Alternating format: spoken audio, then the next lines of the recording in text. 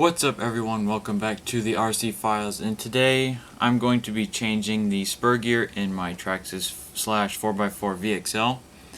Now, I was driving this a couple days ago, and all of a sudden the motor was spinning and my car wouldn't go anywhere. So I took the gear cover off, and lo and behold, my spur gear looked like a hockey puck. There were no gears on it at all. So I'm going to start by taking off this gear cover behind the motor.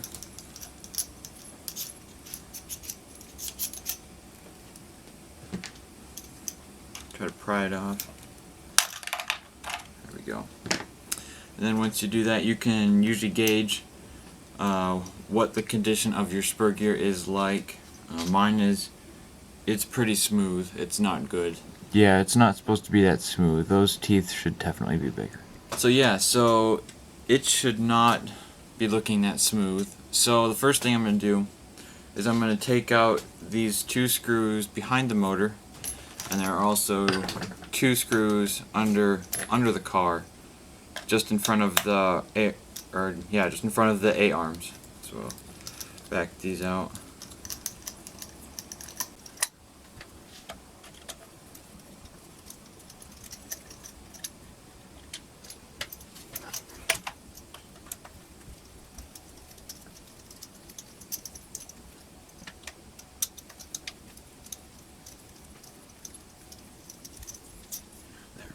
So once you have these four screws out, when you back out this silver screw just to the side of the motor to move the motor away from the pinion gear so we can take it out, or the spur gear so we can take it out.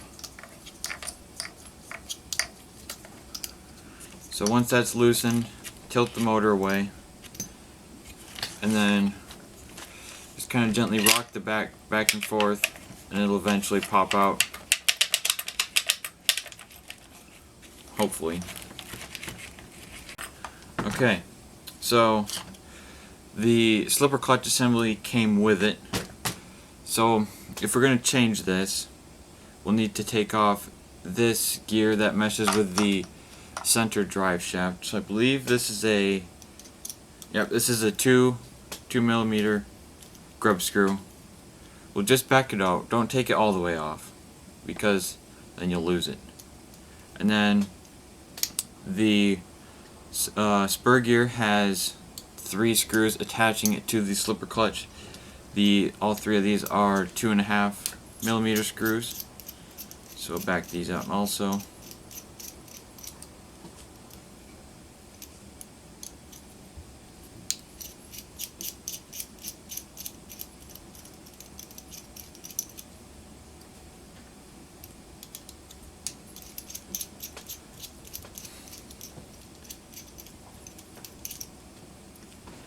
Alright, so once we do that, I usually set the slipper clutch assembly like this on a table and push down.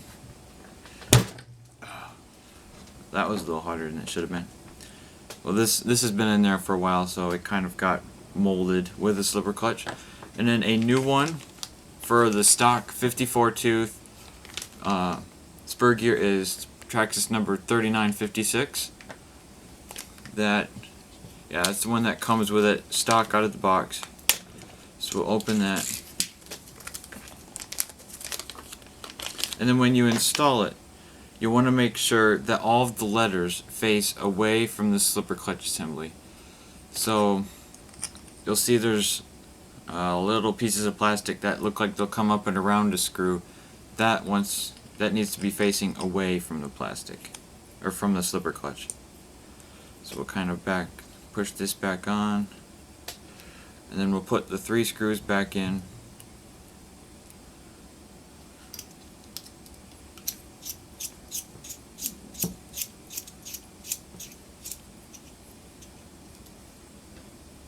I don't tighten them all the way down, just because I want this to sit as flat as possible on here, and if I wrench one all the way down before doing the other 2, there's a possibility it won't sit completely right. So I'll tighten one to about 80%, then I'll do the rest to about 80%, then I'll go through them again and tighten them that last 20%, just to make sure this sits as flat as possible on the slipper clutch assembly.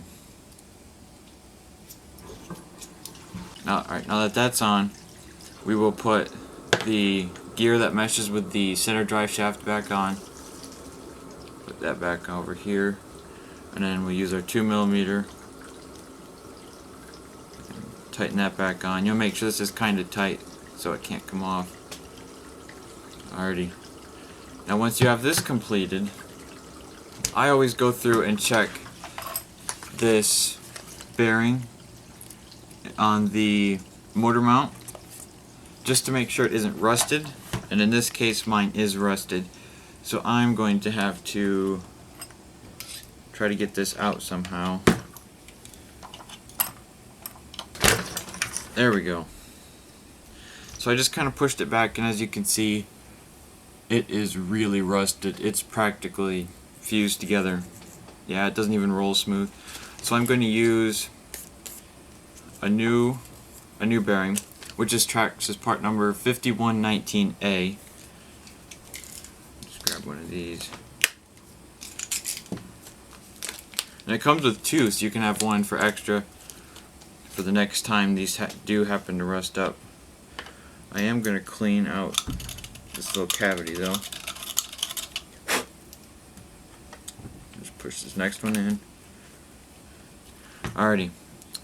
So now that this is completed and you have the new bearing in, I'm going to slide it in and mesh it with the center drive shaft. This can take some finessing just to get it in place, and then once it is in place, there's little notches on the side to make sure it won't slip on the back of the car, so I like to make sure it's horizontal. And then I'll come over to the rear of the car, spin it around so that little notch is horizontal on this part, and then I'll just gently kind of roll it back and forth, see if I can get it to mesh together. There, it did. Make sure the back is nice and tucked in. Alright, so they're both meshed together nicely. So I'm going to get these 4 screws, and I'm going to put them back in. Alright, so once we have the car back into one piece, we need to mesh the gears. So now you don't want to have the gears right up against each other locked completely, or else it'll just strip them again. You want to have a little bit of gap in between so it has some play, but not a lot that you notice it when you're driving. So you'll get a piece of paper. Now this is just regular old printer paper, and I'm going to slide it in. I'm going to roll it forward a little bit just to make sure it's completely in there. Grab the 2.5 Allen head again, and we're going to keep it pressed down, and then we're going to tighten it all the way.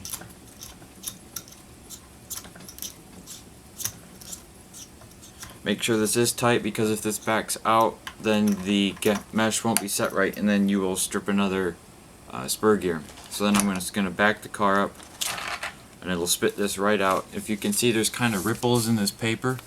That's good. That makes sure it's pressing against each other tightly. And then if you want to check it, you can roll the car back and forth, not pushing it too hard, but you'll notice that there's a tiny bit of slip, which is good for the mesh to make sure you don't strip it out. And it also shouldn't make a huge whining sound. It should be nice and smooth. And then the last thing we'll do is put the gear cover back on. Grab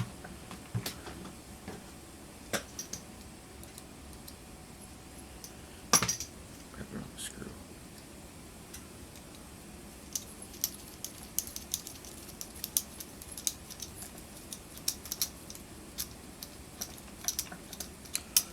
And there you go. That's how you replace the spur gear and the bearing in the motor mount. Thank you for watching. Please like and subscribe so you can stay up to date on all of my new videos. See ya.